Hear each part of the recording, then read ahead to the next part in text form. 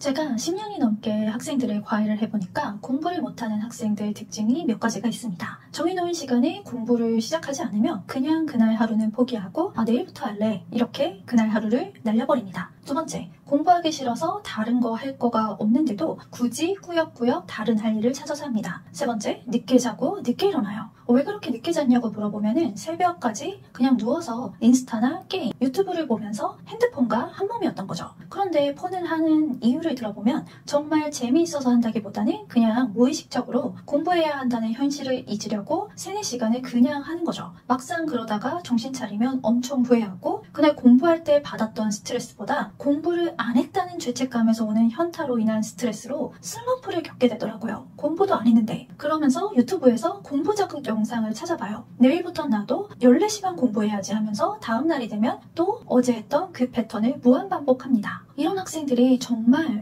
너무 많았는데 제가 한 가지 방법을 알게 됐습니다. 그리고 이 방법으로 공부를 시작하면 아무리 집중력, 의지력이 없는 노베이스도 하루 순공 시간 8시간까지 늘어난다는 걸 알게 됐어요. 이 내용을 오늘 여러분들에게 전부 다 하나도 빠짐없이 이 영상을 통해서 알려드리겠습니다. 공부도 정신적 노동이라서 내가 지치지 않게 하는 게 정말 중요해요. 공부가 하기 싫고 재미가 없는데도 내가 해야만 하는 거니까 그 시작하는 거에 대한 진입 장벽을 낮추는 거죠. 하루 15분으로. 이렇게 하면 일주일에 105분. 이 정도는 의지력이 정말 바닥이어도 내가 올해 수능을 본다면 할 수 있는 시간이죠. 노베이스 분들은 절대 열심히 공부해야겠다는 생각 자체를 하지 마세요. 이런 생각 때문에 아예 공부 시작도 못합니다. 그냥 마음 편히 하는 거예요. 올해 수능 봐야 되는데 당장 오늘부터 14시간은 공부해야 되는 거 아니야? 하는 학생들이 많을 거예요. 근데 내가 공부를 시작하는 것도 너무 힘든데 그날 하루 14시간 공부 계획을 세운다? 그건 그날 그냥 공부를 안 하고 날리겠다라는 소리인 거죠.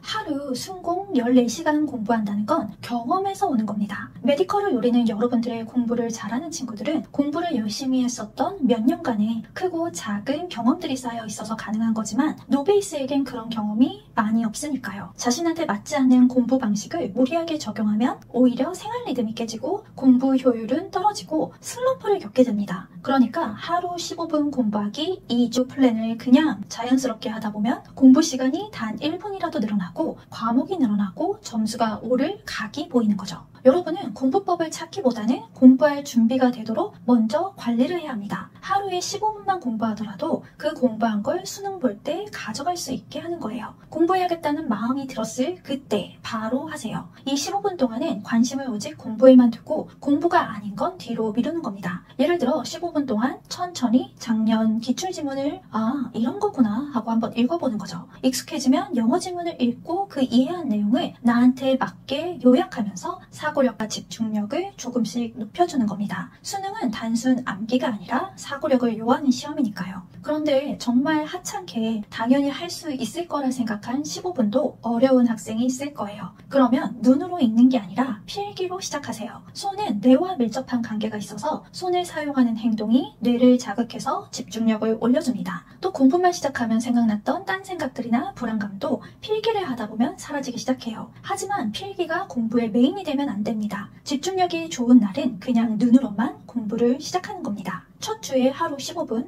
일주일 105분 공부하기를 성공했다면 2주차 때는 공부 시간을 늘리면서 자기 객관화를 하는 모니터링을 해줍니다. 첫날 15분 공부하고 다음 날에는 15분씩 2세트를 공부하고 그 다음 날에는 15분씩 3세트를 공부합니다. 그 다음 날 만약에 전날 내가 그렇게 공부를 못했다면 15분씩 3세트를 다시 하세요. 그리고 그 다음 날 15분씩 4세트를 공부하는 방식이 노베이스가 지치지 않고 자연스럽게 공부를 하게 되는 방식입니다. 공부 외에 여러분이 해야 될 게 있습니다. 첫 번째, 15분 공부를 시작하는 시간과 공부를 끝마친 시간, 그리고 어디서 있는지 장소를 적으세요. 두 번째, 내 행동을 정확하게 기록합니다. 단순하게 빈칸 한 문제를 풀 때 내가 딴 생각을 몇 번 했다를 적어도 되고 아니면 내가 15분 집중을 하는데도 몇 분이 걸렸다를 쓸 수도 있어요. 그 15분을 공부할 동안 내 성향이나 습관을 알 수 있고 내가 어떤 부분에 강하고 어떤 부분에 부분에서 공부를 쉽게 포기하는지를 알 수 있습니다. 실시간으로 내가 나를 점검해서 행동을 기록한다고 의식을 하게 되면 잘못된 행동을 하지 않으려고 약간의 신경을 쓰게 되면서 자기 통제력도 조금씩 향상됩니다. 무조건 공부 시간을 늘리는 거에만 초점을 맞추는 게 아니라 여러분의 지속적인 집중을 위한 환경, 상황, 체력 최적화를 통해 더 효율적으로 공부하는 방식을 찾는 거죠. 결국 수능 공부는 최적화를 찾아가는 과정이니까요. 마지막으로 여러분이 정말 주의할 점이 있습니다. 진짜 너무 집중이 안 되고 공부하기 싫은 날이라도 게임, 유튜브, 웹툰을 정주행한다거나 를 보는 것보단 조금은 생산성이 있는 일을 하는 게 훨씬 낫습니다. 예를 들어 책상을 정리하거나 사물함을 정리하거나 운동을 하거나 산책을 하거나 만약 앞에서 말을 했던